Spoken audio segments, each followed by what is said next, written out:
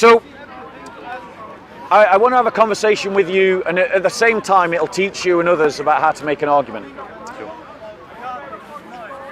Muslims claim that Paul invented Christianity. Yeah. Christians claim that Muhammad invented Christianity. Muslims and Christians claim that L. Ron Hubbard and Joseph Smith invented their religions. Yeah. What would we reasonably expect from someone who invented a religion? Right, so we would expect someone to not be able to give any direct evidence that it's from God. Okay, So what else might we expect? we would expect them to not have certain information and to have lapses in understanding of theology, particularly if they claim to be based on prior religions. Yep, what else might we expect? What else do we expect? We might expect that they are selfishly entwined. Their motives seem to benefit them to the expense of others. Yep. In what ways might that express itself? So it might express itself, for example, in having multiple sexual partners, committing adultery and justifying it. It might represent itself in being held at a higher standard than perhaps is appropriate. Yep, It might express itself in the accumulation of wealth. yep, It might express itself in doing things that I think are objectively evil, perhaps having relations with an underage child. yep. Things like this, I would say. Okay, so now let's look at the evidence. Everyone accepts that L. Ron Hubbard, who, for those of you that don't know, was the founder of Scientology, right? Do you know much about Scientology? A little bit. Right, what do you know about Scientology? So L. Ron Hubbard is the founder of it. He used to be a writer of science fiction books Yep. beforehand. Yep, I know what sticks out in my mind about Scientology is the fact that he was pro-smoking. He believed that smoking didn't cause cancer. In fact, he gave speeches, and you can listen to it online, where he will openly say it's the ceasing to smoke that causes cancer. right. So a massive erroneous error. Massive erroneous scientific error. Right, so let me just tell you a little bit more about L. Ron Hubbard. L. Ron Hubbard was the founder of Scientology. He founded the Church of Scientology in the 1950s and served as its sole leader until 1986. During that time, he wrote many books that were then sold to the followers of Scientology. Principal among them was the book on diadatics, the idea that there are ways to remove enneagrams from your soul so that you can be prepared for some future existence. Now, when L. Ron Hubbard founded his religion, he founded it having written in 1949 to a friend this: "Writing for a penny a word is ridiculous. If a man really wants to make $1 million, the best way he would be to start his own religion." Scientology is the only religion in the world where you pay for revelation. Every other religion in the world gives you revelation for free. But in Scientology, you pay. You buy the books, you buy the teachings.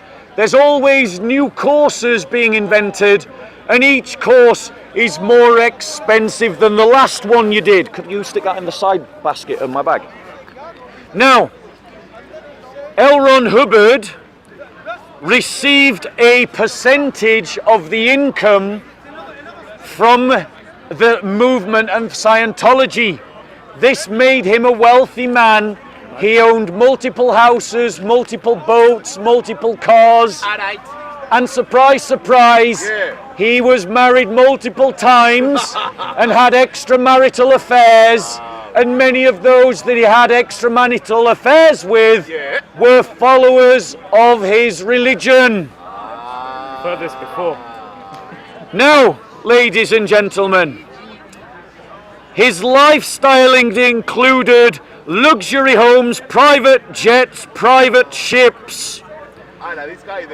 Now, lots of people, quite understandably, think that if you're going to invent a religion or found a religion, it will be to your benefit. Do we have examples of the same, Chris, in the Christian faith, where people found churches for their own benefit? Yes, Well, many. Copeland. What's his name? Copeland, no? I was asking the brother. The guy who was Kenneth Copeland. That's what. yeah. So there are there are heretics who start things for their own benefit, clearly for their own So let's benefit. conclude our Christian. Yeah. No. Yes. Keep going. Yes. Keep going. So I can think of examples. Yeah, go on. So Mormons, for example. Mormons? No, we're not talking about Mormons. Okay, we're not talking about Mormons. We're talking If about you don't those know, who you don't know. Okay. Talking about prosperity teachers. Okay, yeah. That's what a I'm good thinking example. Right. Okay. Yeah. Okay, so Chris didn't get there, so let me just explain. This is the argument. I'm teaching you an argument. Alright. So prosperity teachers like Kenneth Copeland, Creflo Dollar, Joyce Myers, Hillsong.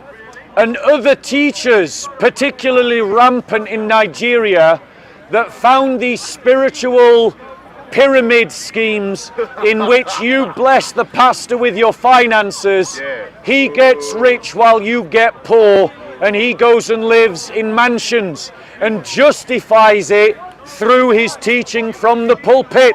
Yeah. So Christianity is not immune from this. Ah. Do you know, Chris, about the ways that Joseph Smith Yeah. benefited from the founding of Mormonism?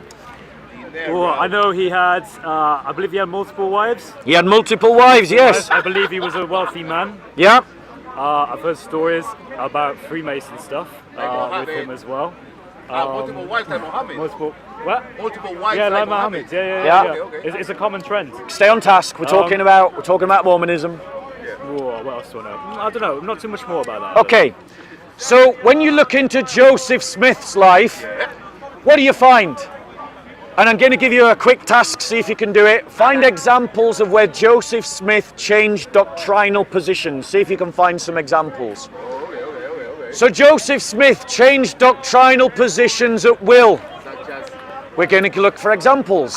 I want to include Chris in this. go on, Iceman. Joseph Smith permitted polygamy and benefited from permitting polygamy, having multiple wives. Okay. Joseph Smith particularly was financially beneficial, as in Mormonism 10% of all income had to be given to the church, and Joseph Smith benefited directly from this. This is particularly true when one thinks of the founding of the city of Nauvoo.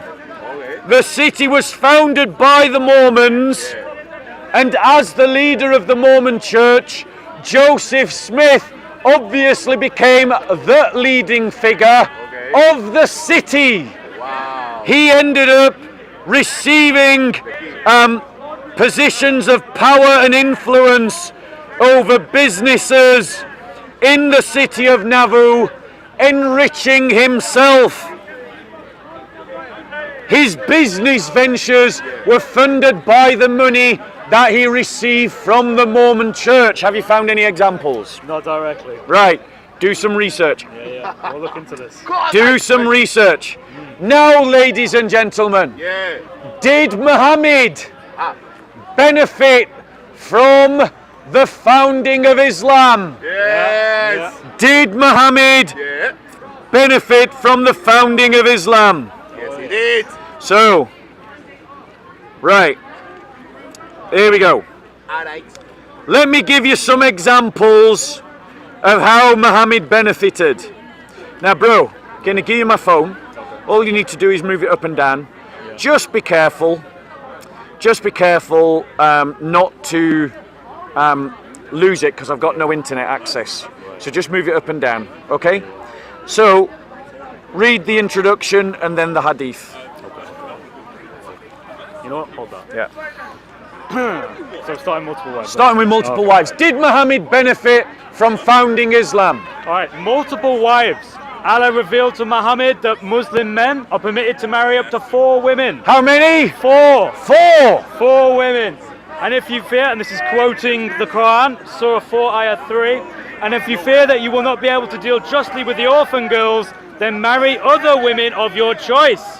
2 or 3 or 4, but if you fear that you shall not be able to deal justly with them, then only 1, or the captives and the slaves that your right hand possesses. However, it seemed Muhammad had a special place in his heart for women and was not satisfied with a mere 4. So Allah set an exception for him alone. Yeah. What on earth is that? Oh, it's the emergency thing. It's the you've got it on yours as well. So, where did you get up to? Whom God has given to you and daughters of Am, paternal uncles, and the daughters of Amna, and the daughters of your Kal, and the daughters of Kala, who migrated with you, and a believing woman, if she offers herself to the Prophet, and the Prophet wishes to marry her, a privilege for you only, not for the rest of the believers. So one of the proofs that a man is inventing a religion is that it benefits him. He has exceptional rules for him that other people don't have.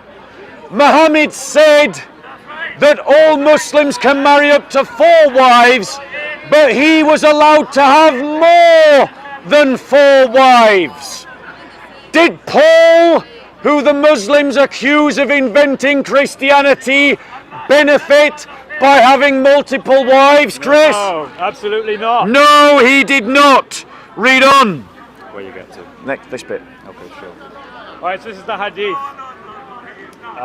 Narrated Al-Miswar bin Mu'akkab, I heard Allah's apostle who was on the pulpit saying, Banu Hisham bin al-Mughari have requested me to allow them to marry their daughter, to Allah bin Abu Talib.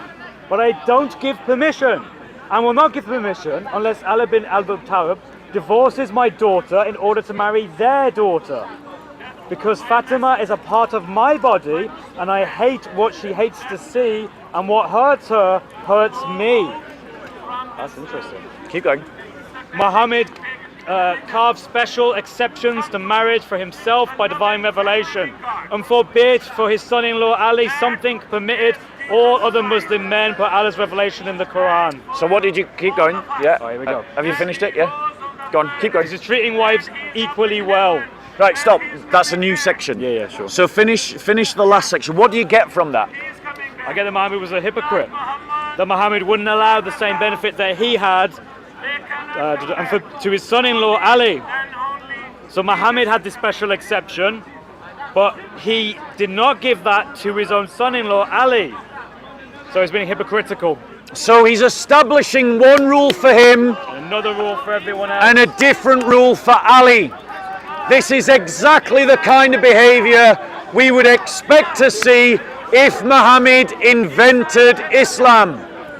However, did Paul create this kind of special exceptionalism? No. Can Muslims give us an example where Paul had special exceptionalism? Let's look at another example. All right, this is treating wives equally well. In this, Actually, yep. Let me just skip. Yeah. Right, go on. Okay, in the same verse noted above, Quran Surah 4 Ayah 3, is an injunction to treat all wives equally. But if you fear that you shall not be able to deal justly with them, then only 1. Now you can skip to the hadith. Okay, so here's the hadith. You, O Muhammad, can postpone the turn of whom you will of them, your wives, and you may receive whom you will. And whosoever you desire of those whom you have set aside, her turn temporarily, it is no sin on you to receive her again. That is better, that you may be comforted and not grieved, and may all be pleased with what you give them. God knows what is in your hearts, and God is ever all-knowing, most forbearing. So here, Muhammad creates a special exception for him. The Quran says that you should treat all your wives equally. But Muhammad says, or Muhammad has a special revelation that says, if he doesn't treat his wives equally, he is committing no sin. Yep. What a surprise! This is exactly what we would expect to see if Muhammad was inventing Islam, if it was the creation of Muhammad. And we know that Aisha was given special privileges because Muhammad treated her differently. He gave her multiple days because he used to go around to all his wives, and the idea was he would treat them equally by spending an equal amount of time with them. But one of his wives gave up her day so Muhammad wouldn't divorce her, and he used that day to spend more time with Aisha. So he did indeed break his own rule. Because Muhammad loved the little children. Apparently Literally so. loved the little children. Apparently so. Now, let's look at another example. Nice. Let's move on. Yeah, actually, let's go on to. Let's look at Mary the Copt. So this is Muhammad and Mary the Copt. As stated above, Muhammad used to take turns among his wives, visiting a different one each night. One night during the time allocated for Hafsa, she had to take care of an urgent need with another family member, and so was not at home. Muhammad instead had intimate relations with Mary, a Coptic slave. A Coptic slave? Yeah. Not his wife. Yep. A slave girl. That had been given to him. Muhammad was not married to Mary the Copt. When Hafsa found this out and questioned him, he promised an oath not to touch Mary again if she would keep this a secret. So Muhammad gave his word that he wouldn't commit adultery with Mary the Copt again because it hurt his wife Hafsa. Yeah. And promised that Umar and Abu Bakr should be his successors. Hafsa, however, did not keep quiet and told Aisha about this event. As a result, Muhammad had no dealings with any of his wives for a full month, living with Mary alone. Wow. Aisha and Hafsa... Just stop for a second. Yeah. What happened to treating your wives fairly? Whoa. What happened to being the best role model? The Quran said to treat your wives fairly, and because Muhammad was sulking, he neglected all of his wives for a month so that he could sleep with a slave girl. Go on. Oh, horrible. Right, let's have a look. Here we go. Aisha and Hafsa conspired with the rest of the Prophet's wives against Muhammad and isolated him from physical relations. To justify his actions with Mary, Muhammad then conveniently received a revelation. What was? It's this. It is in Surah 66, Ayah 1. O Prophet, why do you ban for yourself that which God has made lawful to you? So in other words, Muhammad had decided that he would not have sex with his slave girl, Mary the Copt, and then up popped the sock puppet Allah and said, O Prophet, why do you ban for yourself that which God has made lawful to you? So in other words, Allah says that it's okay for you to have sex with your slave girl, Mary the Copt.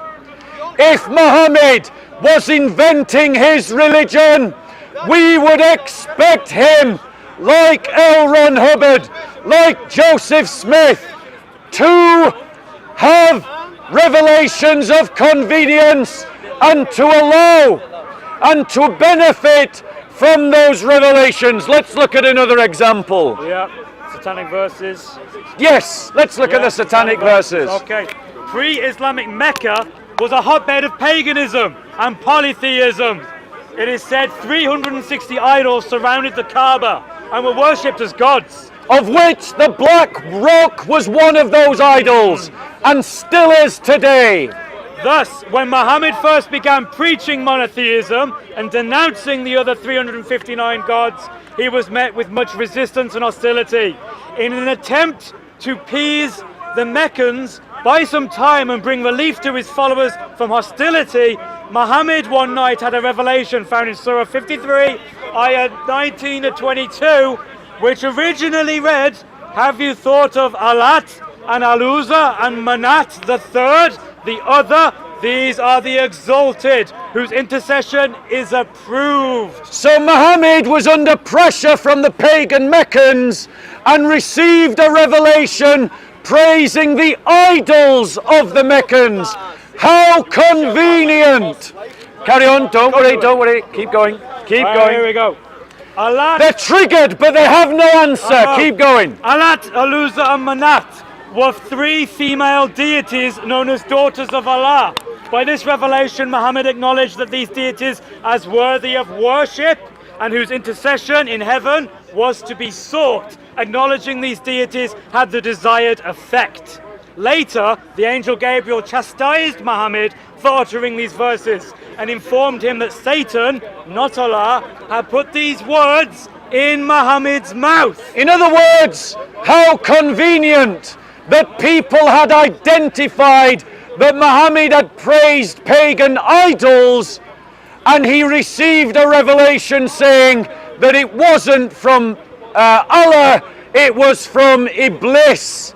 What prophet has spoken the words of the devil? Absolutely. Go on.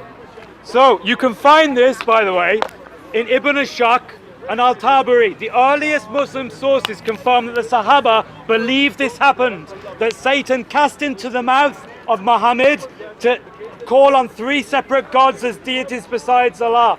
And they predate the hadiths that Yep. Muslims use. Yes, they do. Let's move on to another example. Okay, let's have violation of the sacred months, battle of the trench, Muhammad and genetics. No, let me pull up a different. Yeah. The point is, ladies and gentlemen, that Muhammad himself frequently sinned by engaging in acts that no honest, righteous person would ever consider to be good. There is no way in which Muhammad having sex with Mary the Copt can ever be considered just and something that legitimately came from God. Rather, it came from his own authority that he got from a cave, from something that he originally thought was demonic. So, ladies and gentlemen, one of the traits that we would expect from someone who is inventing their own religion is that they should benefit from that religion. We see it with L. Ron Hubbard, we saw it with Joseph Smith, and we see it with Muhammad. Think of some of the ways that Muhammad benefited from his religion. Can you think of any? He used force for his own political ends. Give example. Can you think of an example? Can I give an example? I'm thinking of the way he told them to have camel urine, and he went there and then they burned their hands, cut off their hands and their feet. Go on. So the fact he could beat his own wives, Surah 4, Ayah 34. Muhammad himself did strike Aisha, according to Hadith. I can bring that up. Yeah. So, ladies and gentlemen, Muslims accuse Paul of inventing Christianity. We therefore should assume to see that Paul benefited from inventing Christianity. But do we see that Paul benefited like Muhammad benefited from inventing Christianity? We read in 2 Corinthians chapter 11, reading from verse 22. But in whatever respect anyone else is bold, I speak in foolishness. I am just bold myself, and they are the Hebrews, so am I. Are they Israelites? So am I. Are they descendants of Abraham? So am I. Are they servants of Christ? I speak as if insane. I more so. For more labours, for far more imprisonments, beaten times without number, often in danger of death. 5 times I received from the Jews 39 lashes. 3 times I was beaten with rods. Once I was stoned. 3 times I was shipwrecked. A night, a day I have spent in the depths. I have been on frequent journeys, in dangers from rivers, dangers from robbers, dangers from my countrymen, dangers from Gentiles, dangers from the city, dangers in the wilderness, dangers on the sea, dangers from amongst false brethren. I have been in labour and hardship through many sleepless nights, in hunger and thirst, often without food, in cold and exposure. Apart from such external things, there is the daily pressure on me of concern for all the churches, who is weak without my being weak, who is led into sin without my intense concern. Paul suffered for his faith. Muhammad benefited for his faith. Exactly. Paul suffered for his faith. L. Ron Hubbard benefited for his faith. Paul suffered for his faith. Joseph Smith benefited for his faith. The key example that you will see of a man inventing a religion or ideology is that he will benefit from it. That is exactly what we see of Muhammad. It is not what we see of Paul. Exactly.